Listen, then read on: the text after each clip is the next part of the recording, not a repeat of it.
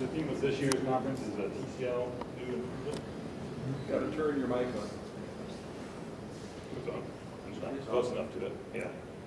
So the theme of this year's conference is TCL New Improvement.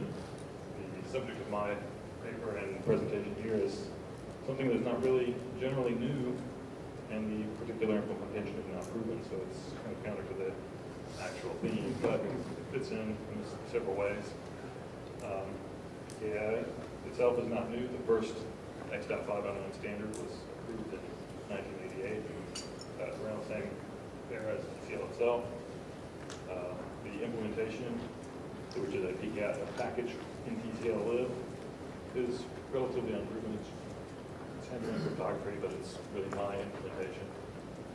Can't hear you very well back here. I'm going to turn it up.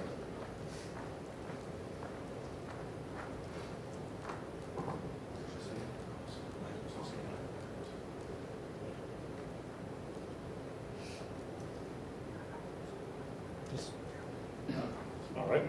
So the implementation itself is not really proven. It's my implementation based on reading the standards and the specifications. So it's really cryptography by Roy. So take it however you will.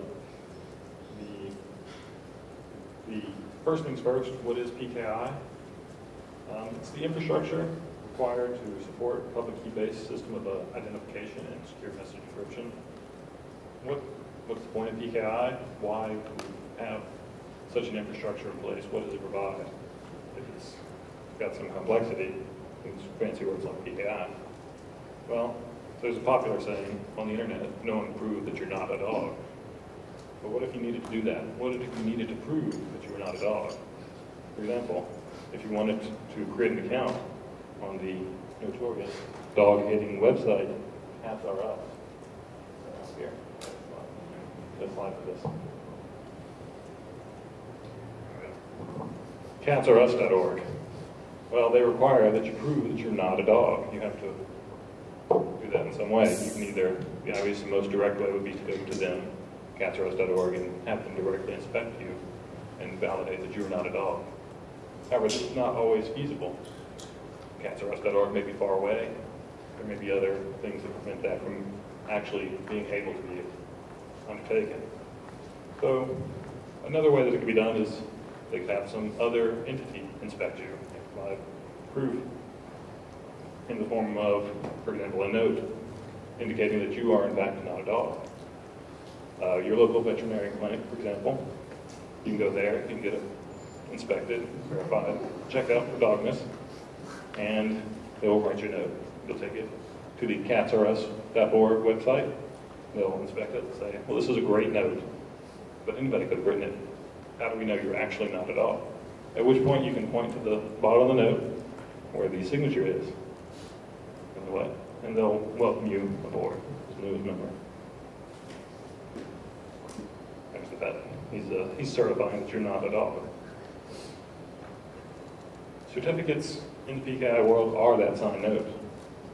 They allow you to prove something about yourself is true. This in turn is useful on a large scale because it allows you to trust certain things about people the first time you encounter them. Wait a minute. Couldn't someone just forge the signature on the note? No, the signature is actually a cryptographic cache, SHA-1, of the contents of the note that is then encrypted with the private key that only the vet possesses.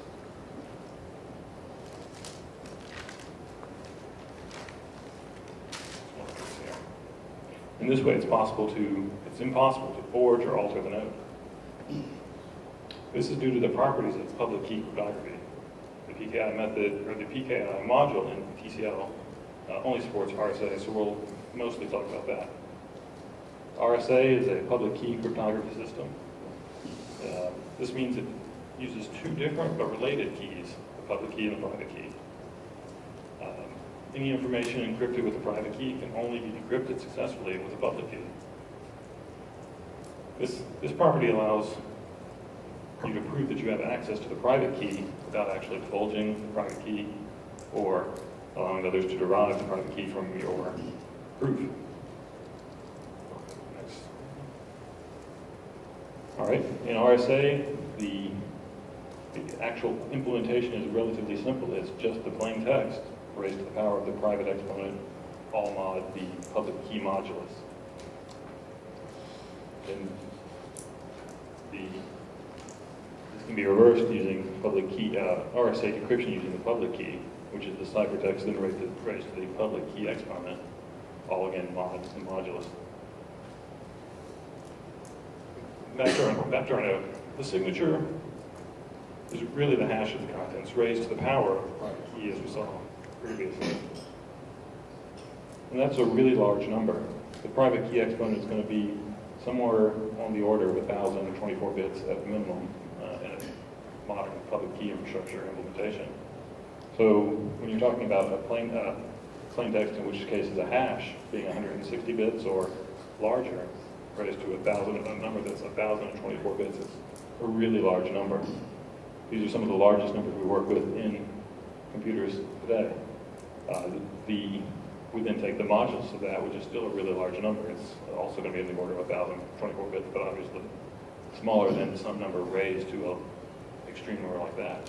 So we're really only looking at the least significant digit of a really, really large number. This makes it impossible to learn. This property makes it impossible to learn private key from just having the least significant digit. You can't reverse the operation.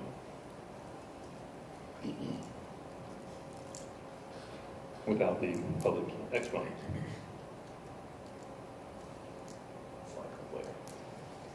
All right, so how as a TCL developer can you make use of these capabilities? There's a module I've written called PKI. It's in TCL lib. It's written in pure TCL, although it does require TCL 8.5 for its big integer support. It's relatively fast. It supports a wide variety of standards. It supports RSA for encryption and signing. It supports, there's a lot of standards that go along with PKI, such as the public key cryptography standard series X.509. It supports, which defines certificates, which is again our node. It defines the operations for generating those certificates from signing requests, generating requests, as well as actually just performing raw RSA or patent RSA, which is in common use. So that's really most of the presentation that I have put together. The paper is a bit longer and goes into a bit more detail about the actual implementation of the module. But I was hoping to get some questions. Yes? What about, does it work on Windows, and how compatible is it with sign code? It works on any platform since it's pure TCL. And sign code, are you talking about the Authenticode, Microsoft signing? Since it's pure TCL, it doesn't implement anything in particular for that. Are you talking about generating sign code? Have you used it to sign code in Windows? No, I haven't used it to sign code in Windows. You might want to check that out just in case.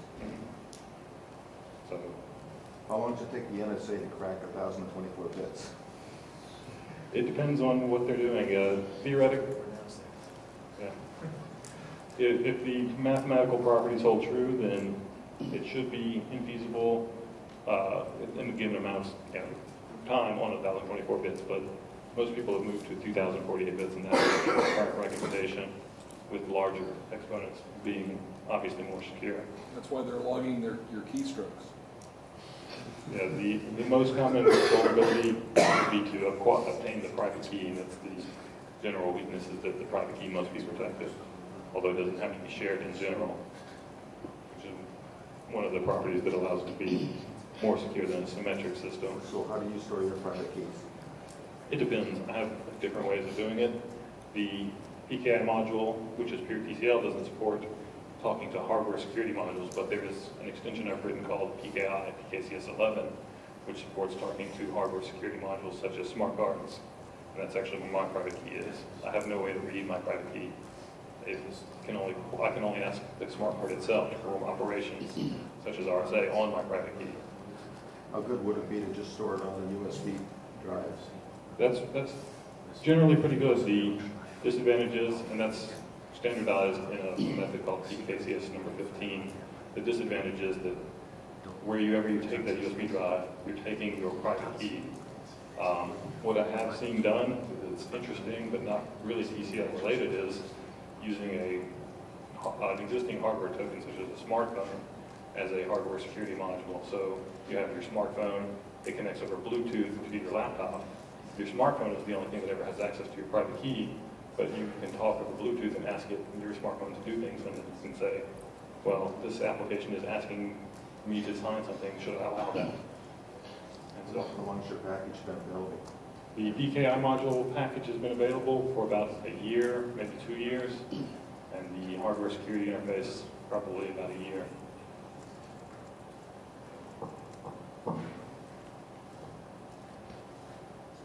So back to the node.